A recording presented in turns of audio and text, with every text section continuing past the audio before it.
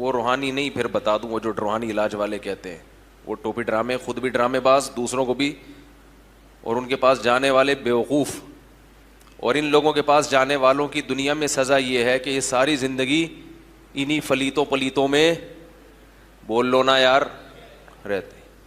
کیونکہ مجھے اس موضوع پر غصہ اس لیے آتا ہے کہ بول بول کے تھک گئے مگر پبلک جانا نہیں چھوڑ رہی.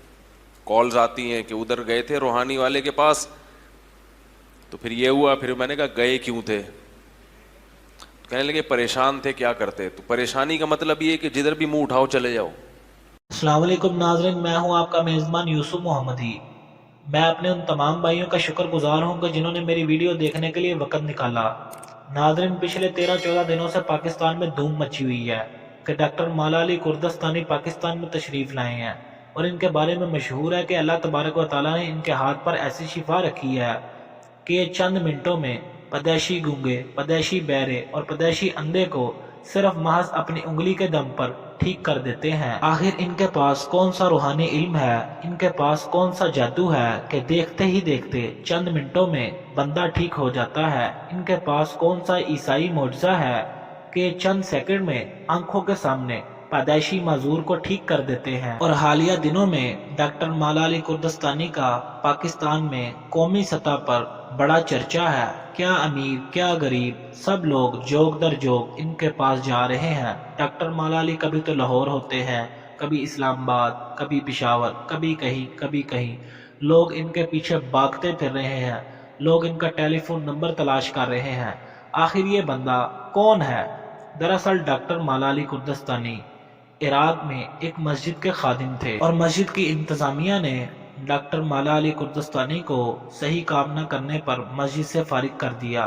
تو ڈاکٹر مولا علی کردستانی مایوس ہو کر عراق کے کسی اور شہر میں جا کر اپنا ڈیرا ڈال لیا، اور اپنے جعلی روحانی علم کی بنیاد پر لوگوں کو خوب الو بنایا، اور اپنا یوٹیوب چینل بنا کر اپنی ویڈیوز اپلوڈ کرنا شروع کر دی.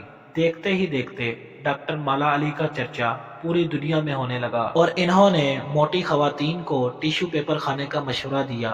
کچھ ہی دن کے بعد ایک خاتون کی حالت بگڑ گئی. جب اس کو ہسپتال لے جایا گیا تو اس نے بتایا کہ ڈاکٹر مولا علی کردستانی کے کہنے پر میں نے ٹیشو پیپر کھانا شروع کیے تھے. یہ سنتے ہی عراق کی گورنمنٹ نے ڈاکٹر مولا علی کردستانی کو اریسٹ کر لیا. تو ڈاکٹر مولا علی کردستانی نے اپنی صفائی پیش کرنے کے لیے کہا، یہ موٹی خاتون کی حالت اس لیے بگڑی ہے کیونکہ اس نے میرے کہے ہوئے طریقے کے مطابق ٹیشو نہیں کھائے تھے. اس کے بعد عراق کی گورنمنٹ نے ڈاکٹر مولا علی کردستانی کے فیک روحانی علم کی بنیاد پر انہیں ملک بدر کر دیا. اس کے بعد یہ مدینہ منورہ تشریف لے گئے اور وہاں مسجد نبی میں لوگوں کو خوب الو بنایا.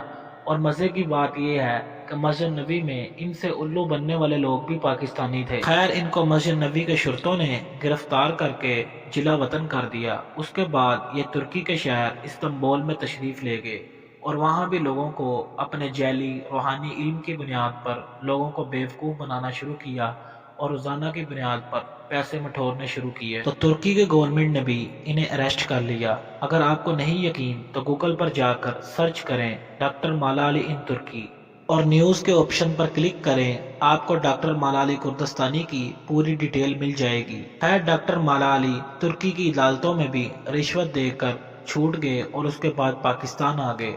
ماشاءاللہ پاکستان میں تو پہلے ہی ضعیف الاعتقاد لوگ بڑی کثرت سے موجود ہیں.